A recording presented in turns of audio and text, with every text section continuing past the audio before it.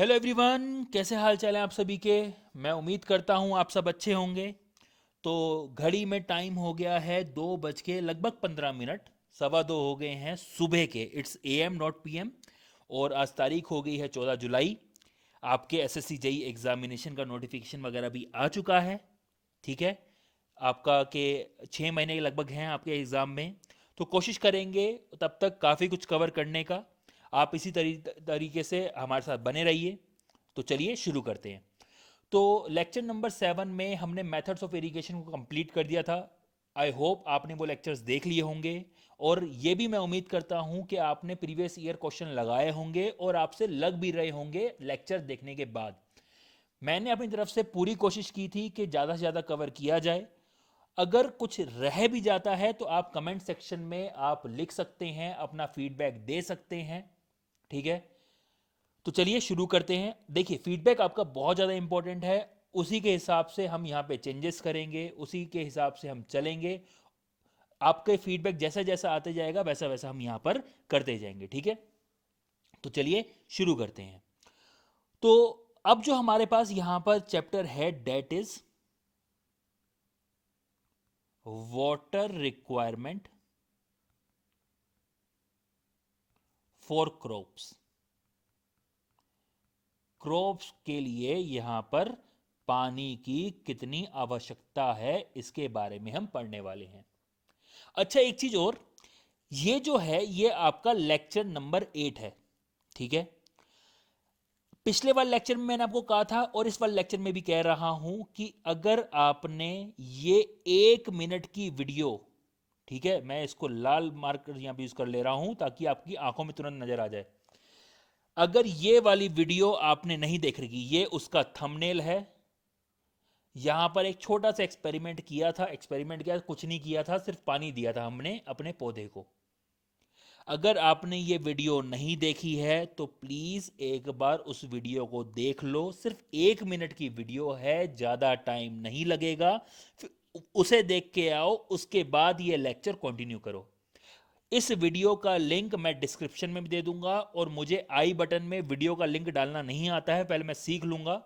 अगर मुझे समझ आ जाता है तो वहां भी डाल दूंगा, वरना डिस्क्रिप्शन में तो लिंक है होगा ही।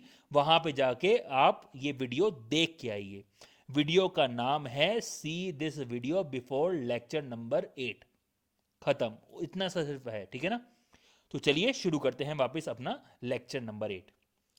तो यहां पर क्रॉप्स को कितना पानी चाहिए होगा, क्रॉप्स को हम कितना पानी देंगे, ये सब पढ़ने से पहले हम कुछ सोइल की प्रॉपर्टीज के बारे में पढ़ना चाहते हैं। क्योंकि वो चीज बहुत ज्यादा यहां पे इंपॉर्टेंट हो जाती है, उससे कई रिलेटेड क्वेश्चंस बनते हैं। तो चलिए शुरू करते हैं। तो यहां पर जिन्होंने सोयल पढ़ रखा है उनको तो ये टर्म्स जो हैं पोरोसिटी और परमेबिलिटी, ये दोनों टर्म्स के बारे में पता है कि पोरोसिटी क्या होती है और परमेबिलिटी क्या होती है। जिनको नहीं पता वो सुन लो। देखिए, यहां पर आप देख सकते हैं ये जो मैंने बना रखा है ये हैं आपके सोइल के solids. These are soil solids, soil के पार्टिकल्स हैं। ठीक है, अब सोइल के पार्टिकल्स जो हैं उनके बीच में यहां पर क्या है, गैप है। ये चीज आप देख रहे हैं, ये जो खाली जगह है, ये पर्टिकुलर खाली जगह, ये क्या है, दो सोइल के पार्टिकल्स के बीच का गैप है। इसको बोलते हैं वॉइड्स। इसको क्या बोला जाता है, इसको बोलते हैं वॉइड्स। समझ आ गई बात। चलिए, यहां पर पोरोसिटी जो होती है वो डिफाइंड होती है volume of voids in soil to the volume of soil, या फिर लिख दूं टोटल वॉल्यूम ऑफ सोइल। कि सोइल की वॉल्यूम यहां पर कितनी है और वॉइड्स की वॉल्यूम कितनी है। अगर आप मुझे ये दोनों चीजें दे दो तो मैं वहां पर अपनी पोरोसिटी निकाल लूंगा। यहां पर हम पोरोसिटी की क्यों बात कर रहे हैं अभी 1 मिनट में बता रहा हूं, बस मेरे को 1 मिनट दीजिए। पहले मैं परमेबिलिटी के बारे में बता दूं। ठीक है, परमेबिलिटी जो होती है ये होती है कि कितनी आसानी से पानी जो है पानी को मैं ब्लू मार्कर्स दिखाता हूं, कितनी आसानी से पानी जो है वो इस सोयल में से फ्लो करके निकल जाएगा, कितनी आसानी से water can move through the soil. समझ आ गई बात? चलिए, तो ये है हमारी परमेबिलिटी। इसको हम जनरली रिप्रेजेंट करते हैं के से। किससे रिप्रेजेंट करते हैं? के से हम इसको रिप्रेजेंट करते हैं। अब क्वेश्चन ये आता है कि सर हम यहां पर बात ही क्यों कर रहे हैं पोरोसिटी की, बात ही क्यों कर रहे हैं परमेबिलिटी की? देखिए, अगर मैं आपसे पूछूं कि भैया आपका जो पानी आपने डाला है अपनी सोयल के ऊपर, ठीक है, वो स्टोर हो रहा है सोयल में, समझिए ना इस बात को। मान लीजिए ये आपका ग्राउंड है, इसमें आपने क्या किया है, ये आपने पानी अप्लाई कर दिया इसके ऊपर, तो ये पानी क्या होगा, इस तरीके से अंदर चला जाएगा। अभी मैं इवेपोरेशन वगैरह के बारे में बात नहीं कर रहा हूं, सिंपल आपको मैं जो बता रहा हूं, ये पानी इस तरीके से अंदर चला जाएगा। तो ये पानी अंदर हमने ले गए, ठीक है। और ये पानी अंदर जाके क्या हो रहा है, यहां पर सोयल के अंदर, ये आपकी यहां पर सोयल है, सोयल के अंदर क्या हो रहा है, यहां पे आके स्टोर हो जा रहा है। Soil is storing this water, ठीक है। तो क्वेश्चन मेरा ये है कि ये पानी कहां पे स्टोर हो रहा होगा? ऑब्वियस सी बात है, जहां पर खाली जगह होगी, जो वॉइड्स होंगे सोयल पार्टिकल्स के बीच में, इस तरीके से जो वॉइड्स हैं, वहां पर क्या हो रहा होगा, आपका यहां पर पानी स्टोर हो रहा होगा। इस तरीके से वॉइड्स के अंदर क्या हो रहा होगा, पानी स्टोर हो रहा होगा। समझ आ गई बात? क्लियर है? चलिए, तो अगर मैं ये कह रहा हूं कि भैया जितने ज्यादा वॉइड्स होंगे, जितने ज्यादा वॉल्यूम ऑफ वॉइड्स होंगे, उतनी ज्यादा यहां पे क्या होगी, सोइल की water holding capacity, water holding capacity उतनी ही ज्यादा होगी। क्या यह स्टेटमेंट सही है, हाँ या ना? हाँ सही है, ठीक है ना। जितने ज्यादा वॉइड्स होंगे, वॉल्यूम ऑफ वॉइड्स होंगी, उतनी ज्यादा क्या होगी, वाटर होल्डिंग कैपेसिटी होगी। इसका सिंपल सा एग्जांपल है कि मान लो मेरे पास यहां पर एक कप है, दिस इज अ कप, ठीक है। और यहां पर मेरे पास क्या है, यहां पर एक बड़ा सा बर्तन है। क्लियर है? तो दोनों में से किसमें मैं ज्यादा पानी डाल सकता हूं? क्या मैं कप में ज्यादा पानी डाल सकता हूं या बर्तन में ज्यादा डाल सकता हूं? ऑब्वियस ही बात है, बर्तन में डाल सकता हूं, क्योंकि इसके अंदर जो खाली जगह है, बर्तन की जो यहां पे वॉल्यूम है, वो आपकी काफी ज्यादा है, ठीक है ना। तो सेम चीज यहां पर है कि हमारी यहां पर जो वाटर होल्डिंग कैपेसिटी होगी, वो आपकी यहां पर डिपेंड करेगी आपकी वॉल्यूम ऑफ वर्ड्स कितनी ज्यादा है यहां पर। तो अगर मैं दो सोइल को कंपेयर कर रहा हूं, ठीक है, if I am comparing to soil, मैं थोड़ा सा यहां पे ऊपर लेके जा रहा हूं, तो यह यहां पे मेरी सोइल 1 है और ये मेरी सोइल 2 है। और दोनों ही सोइल की जो वॉल्यूम मैं कह रहा हूं, दोनों ही सोइल की जो मैंने वॉल्यूम ली है, मान लीजिए यहां पर मैंने 1 मीटर क्यूब ली है, सोइल 1 की भी 1 मीटर क्यूब ली है और सोइल 2 की भी मैं यहां पे क्या कह रहा हूं, 1 मीटर क्यूब मैंने इसकी वॉल्यूम ली है। क्लियर है? और मैं ये कह रहा हूं कि भैया सोइल 1 की जो यहां पर पोरोसिटी है, वो आपकी सोइल 2 से ज्यादा है, सोइल 2 की पोरोसिटी से ज्यादा है। तो क्या मैं ये कह सकता हूं कि सोइल 1 जो है, उसमें जो वॉइड्स हैं, वॉइड्स की जो वॉल्यूम है, वो सोइल 2 के जो वॉइड्स की वॉल्यूम है उससे ज्यादा है, हाँ या ना? ठीक है ना, बात समझ आ रही है? देखिए ना, यहां पर ये जो आपका है टोटल वॉल्यूम ऑफ सॉइल, ये तो सेम है दोनों का। अगर आपकी पोरोसिटी ज्यादा है इसका मतलब है आपकी वॉल्यूम ऑफ वॉइड्स भी ज्यादा होगा, और अगर वॉल्यूम ऑफ वॉइड्स ज्यादा है इसका मतलब है वाटर होल्डिंग कैपेसिटी भी ज्यादा होगी। समझ आ गई बात? तो यहां पर हमने इसलिए पोरोसिटी के बारे में बात करा क्योंकि हमें यहां पर वाटर होल्डिंग कैपेसिटी के बारे में यहां पर बात करना था। चलिए अब बात करते हैं परमेबिलिटी के बारे में। परमेबिलिटी आपको मैंने बताया कितनी आसानी से क्या है, पानी सोयल के अंदर यहां पे पास कर सकता है, मूव कर सकता है सोयल के अंदर।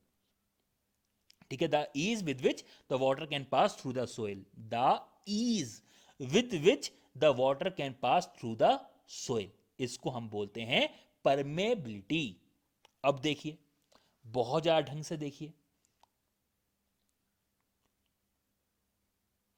यहां पर मेरे को एक पेज ऐड करना पड़ेगा, मैं इसको हाँ यहां पे लिख सकता हूं। चलिए, तो यहां पर अगर मैं सैंड की बात कर रहा हूं और यहां पर मैं बात कर रहा हूं क्ले की,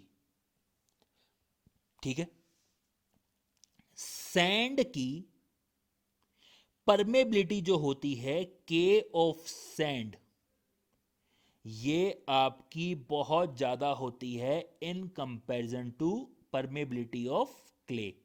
तो यहां पे के किसको रिप्रेजेंट कर रहा है, परमेबिलिटी को रिप्रेजेंट कर रहा है, तो मैंने यहां पे शॉर्ट में लिख दिया के sand is much more than that of clay, के क्ले।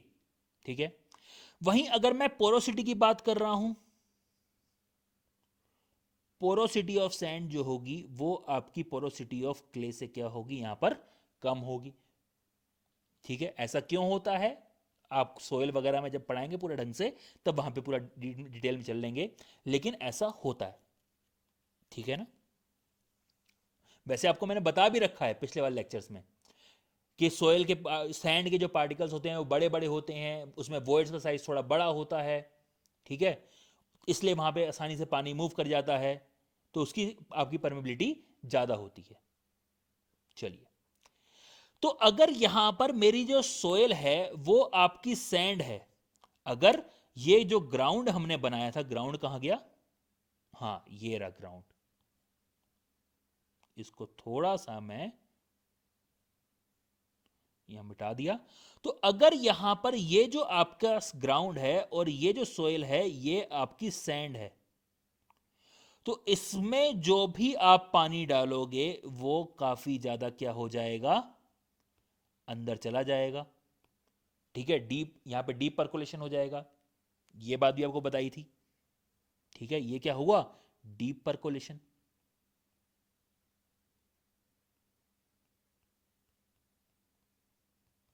डीप परकोलेशन हुआ तो हमारा वो पानी किसी काम का ही नहीं है, क्योंकि आपका जो प्लांट्स वगैरह हैं वो उस पानी को यूज ही नहीं कर पाएंगे। पिछले लेक्चर में बता चुका हूं इस बारे में।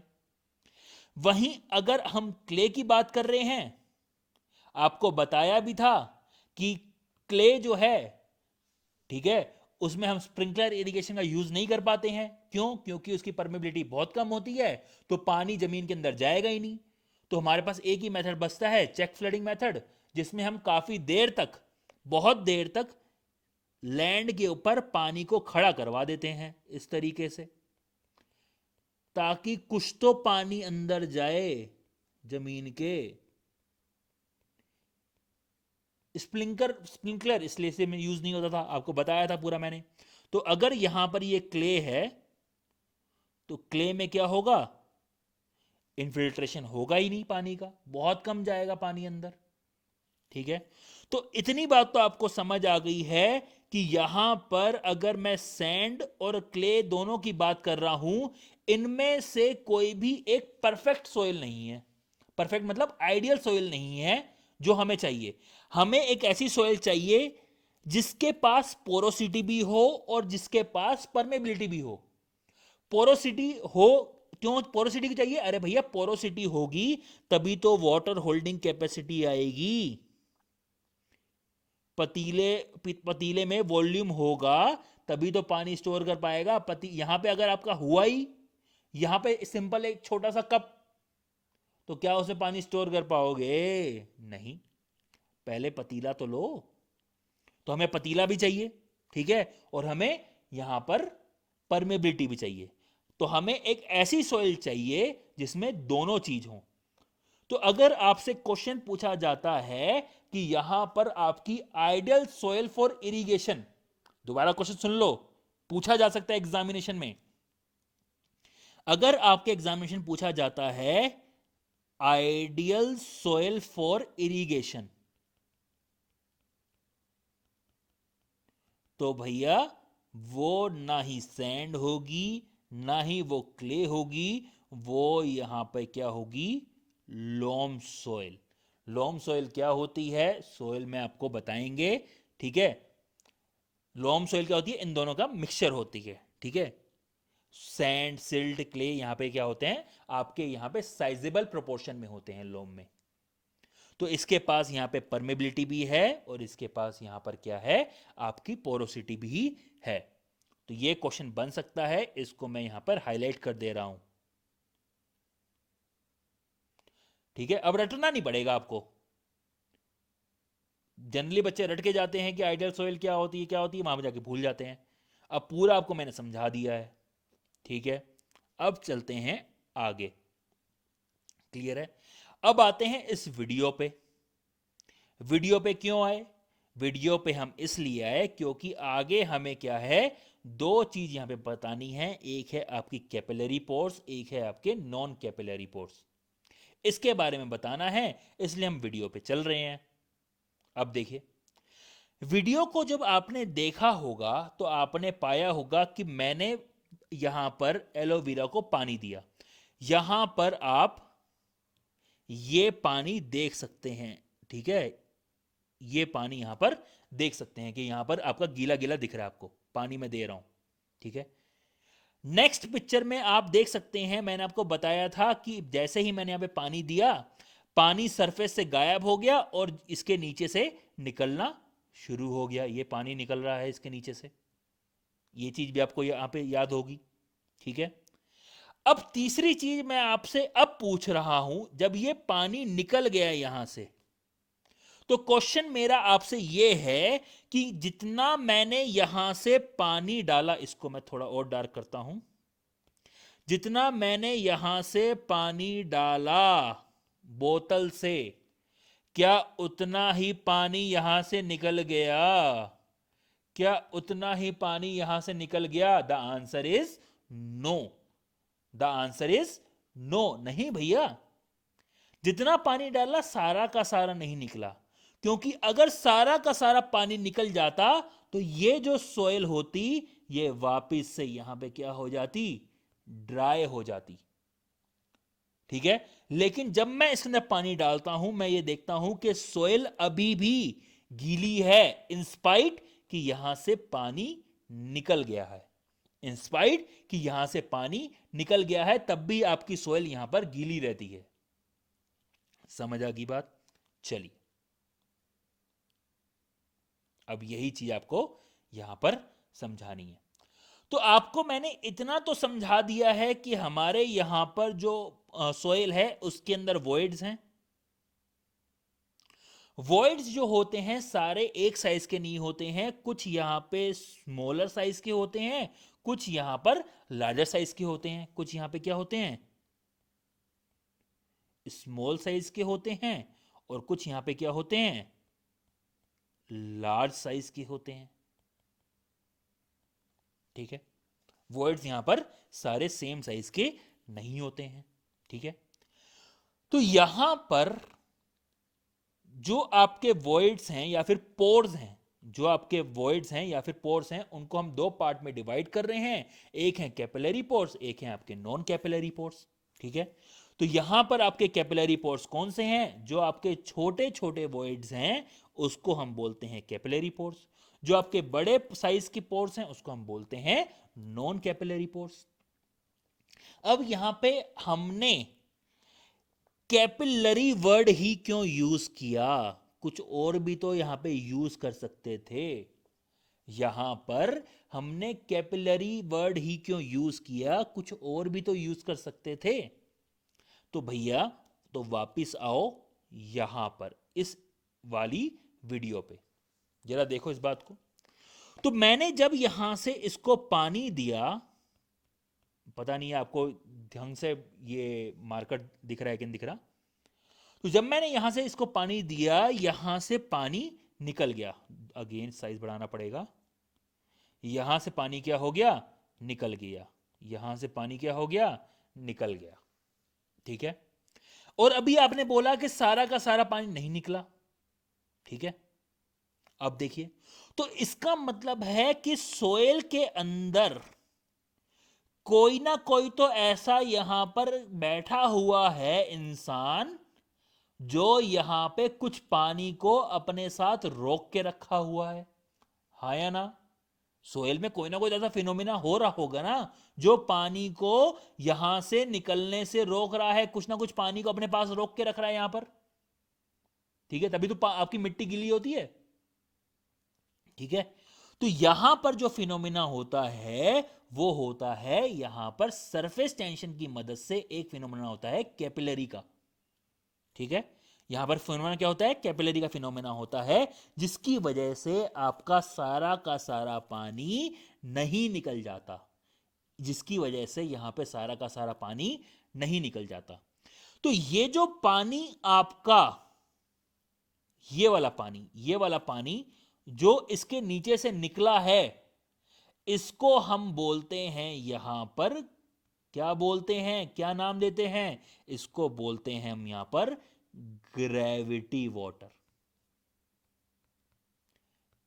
Gravity water.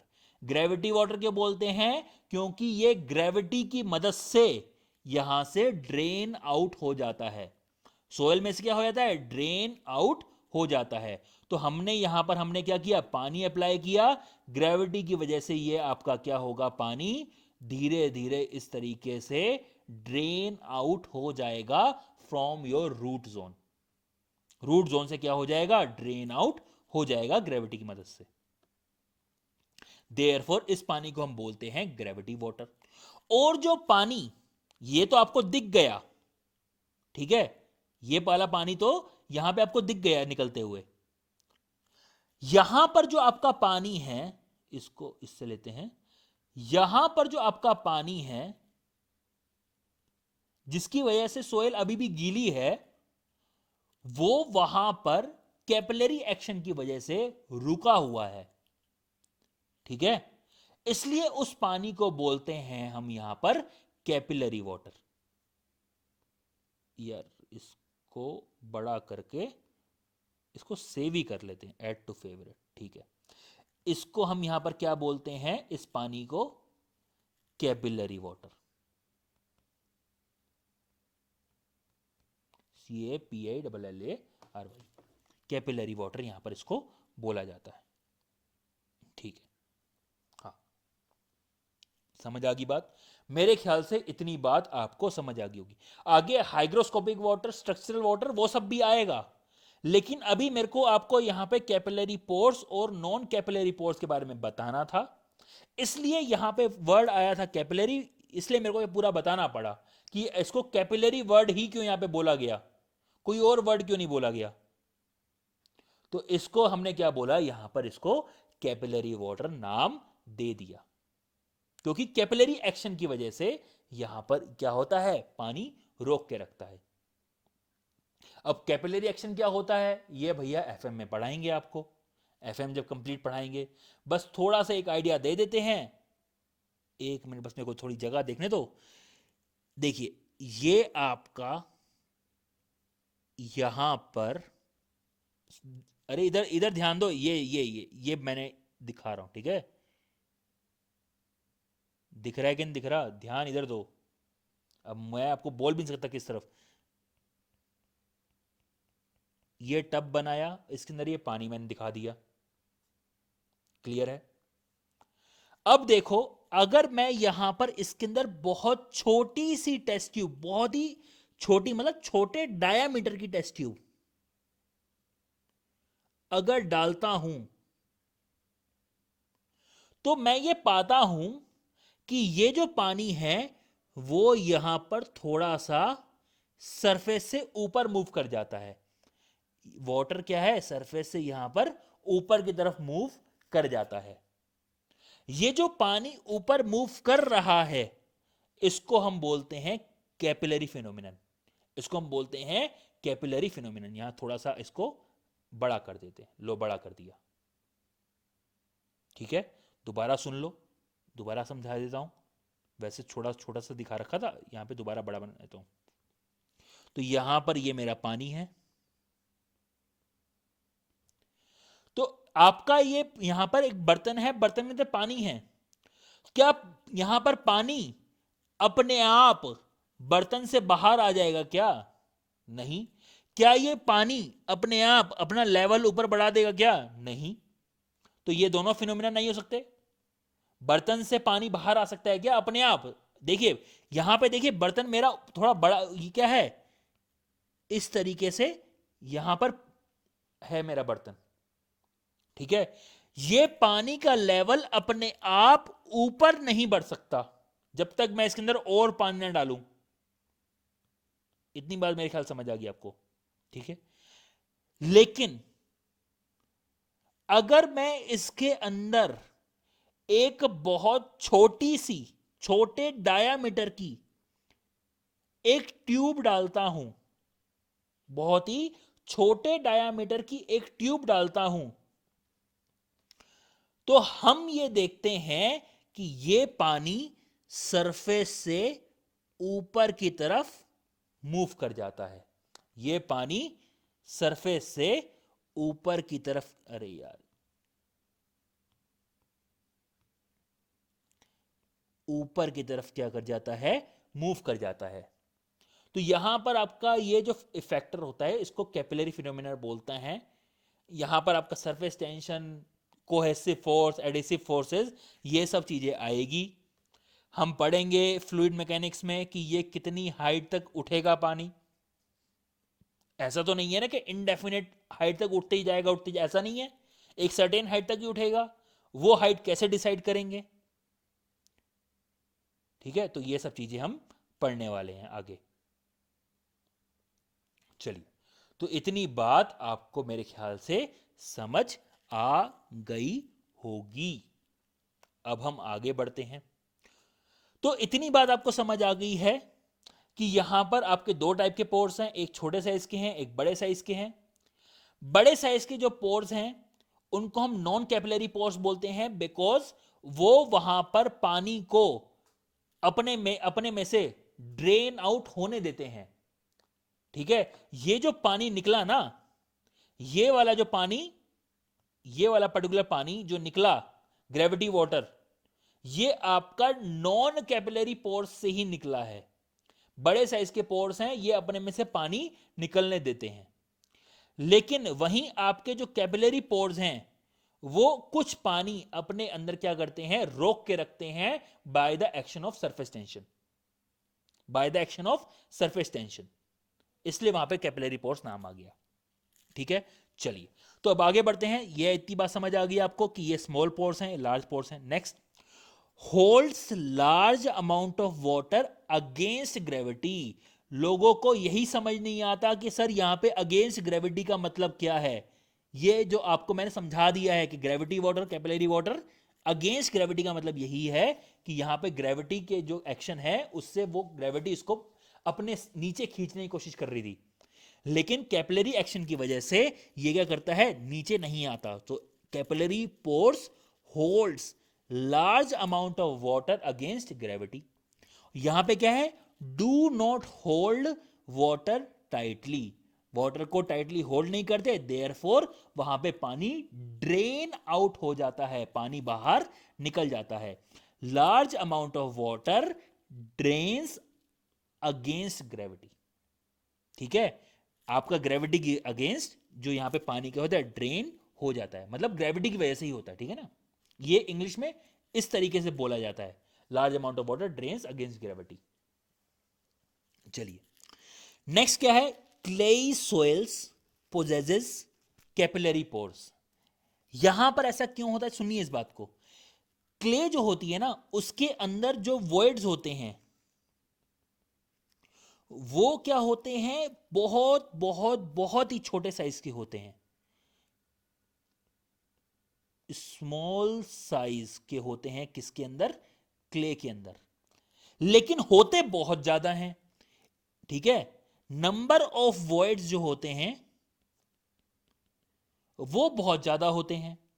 Therefore total volume जो निकल के आती है वॉइड्स की, वो ज्यादा निकल के आ जाती है for a certain volume of soil in clay in comparison to sand.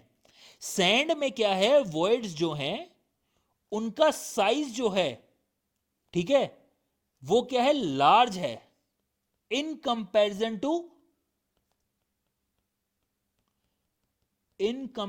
To clay. Sand में जो वॉइड्स हैं उनका साइज लार्ज है in comparison to clay. Clay के कंपैरिजन में उनका साइज ज्यादा है, लेकिन उनका नंबर क्या है, कम हो जाता है। देयरफॉर उनकी जो वॉल्यूम निकल के आती है, टोटल वॉल्यूम जो निकल के आती है, वो आपकी वॉइड्स की कम निकल के आती है in sand in comparison to your clay. समझ आ गई बात? तो क्ले का जो आपका वॉइड्स है वो छोटे साइज का है। छोटे साइज का होगा तो ऑब्वियस सी बात है कौन सी कैटेगरी में आएगा, कैपिलरी पोर्स में आएगा। Clay soil possesses capillary pores, sandy soil जो होगी वो it possesses non capillary pores. ठीक है, next, result into poor drainage and aeration. Poor drainage and aeration, aeration की जरूरत क्या है आपको बताया था मैंने, याद होगा कहां बताया था, जरा सोचिए। वाटर लॉगिंग में बताया था कि नहीं बताया था? ठीक है, वाटर लॉगिंग में आपको बताया था मैंने कि आपका यहां पे एरिएशन की जरूरत होती है आपके प्लांट्स को। लेकिन अगर यहां पे स्मॉलर साइज के वॉइड्स होंगे, अगर हम क्ले की बात कर रहे हैं उसके अंदर कैपिलरी पोर्स हैं, क्ले सॉइल जो है उसके अंदर कैपिलरी पोर्स हैं, स्मॉलर साइज वो यहां पे पोर्स हैं। और क्ले सॉइल के बारे में अभी आपको बताया था कि उसकी परमेबिलिटी कम होती है। परमेबिलिटी कम होती है इसका मतलब क्या है, ड्रेनेज नहीं होने देगा आसानी से। ड्रेनेज का मतलब क्या, आसानी से पानी उसके अंदर से पास कर जाए, पास नहीं करने दे रहा, होल्ड करके रख रहा है। ठीक है, समझ आ रही है बात? तो यहां पे ड्रेनेज तो नहीं होने दे रहा आसानी से। ड्रेनेज नहीं होगा तो एरिएशन नहीं होगा, क्योंकि भैया वॉइड जो है पानी से अगर भरे हुए हैं, ठीक है, उसको ड्रेन ही नहीं होने दे रहा। ठीक है, तो यहां पर क्या होगा, एरिएशन नहीं हो पाएगा। यहां पे क्या है, result into better drainage and aeration. Sand में ऑब्वियस ही बात है परमेबिलिटी ज्यादा है, पानी यहां से ड्रेन आउट हो जाएगा, तो यहां पर हवा आ जाएगी उसकी जगह, पानी की जगह, तो यहां पे एरिएशन हो जाएगा। तो इतनी बात मेरे ख्याल से आपको समझ आ गई होगी। चलिए, तो यहां पर लिखा हुआ है an ideal soil for irrigation has pore space equally divided into capillary and non capillary. Well understood है, अभी बताया आपको मैंने। एक ऐसी हमें सॉइल चाहिए जिसके अंदर क्या हो, आपकी परमेबिलिटी भी हो और आपकी पोरोसिटी भी हो। सैंड और क्ले के बीच की बात, तो सैंड में आपके क्या हैं, आपके मैक्सिमम नॉन कैपिलरी पोर्स हैं, और क्ले में क्या है, आपके मैक्सिमम कैपिलरी पोर्स हैं। तो एक ऐसी सॉइल चाहिए जिसमें दोनों ही हो, आपकी कैपिलरी भी हो नॉन कैपिलरी भी हो, तो वो आपकी क्या होगी, आइडियल सॉइल होगी। मेरे ख्याल से इतनी बात समझ आ गई होगी। अब यहां पर हमारी कुछ टाइप की सॉइल्स हैं। एलुवियल सॉइल है, ब्लैक सॉइल है, रेड सॉइल है, लेटराइट सॉइल है, डेजर्ट सॉइल है। ये यार वीडियो मैं लंबी लेंदी नहीं रख रहा हूं, ठीक है, क्योंकि मेरे साथ ऐसा हो चुका है। एक लेक्चर मैंने बनाया, बीच में एक सर्टेन टाइम के बाद उसमें आवाज़ जानी बंद होगी, तो मेरे को दोबारा रिपीट करना पड़ा। ठीक है, तो इसलिए हम छोटे छोटे लेक्चर में चलेंगे। इसके बाद हम यहाँ पे सोयल मॉइस्चर टेंशन, देखिए पूरा पढ़ा रहा हूँ, ऐसा नहीं है कि आपको कहीं और से बुक्स वगैरह देखनी पड़ेगी। ए टू जेड जितने आपको नॉलेज मिल सकती है बुक्स से पढ़ के, ठीक है, वो सब मैं यहाँ पे लाने की कोशिश कर रहा हूँ। सोयल मॉइस्चर टेंशन क्या होता है, आपका यहाँ पे सोयल मॉइस्चर स्ट्रेस क्या होता है, आपका यहाँ पे gravitational water, capillary water, hygroscopic water, आपका यहाँ पे saturation capacity, field capacity, optimum moisture content, temporary building point, permanent building point, ultimate building point, ये यू है। ठीक है, तो ये सब चीजें आपको यहां पर पढ़ाने वाला हूं नेक्स्ट वाले लेक्चर में। तो ये जरूर आप बताइएगा कि आपको लेक्चर कैसा लगा। अगर आप लेक्चर देख रहे हैं तो प्लीज शेयर वगैरह भी कीजिए यार, ठीक है। तो चलिए नेक्स्ट वाले लेक्चर में मिलते हैं, उसमें हम यहाँ पे डिफरेंट सोइल के बारे में पढ़ेंगे कि कौन सी सोइल एसिडिक होती है, कौन सी बेसिक कैटेगरी में आती है। इन सब चीज़ों के बारे में हम नेक्स्ट वाले लेक्चर में पढ़ेंगे। तब तक के लिए नमस्कार।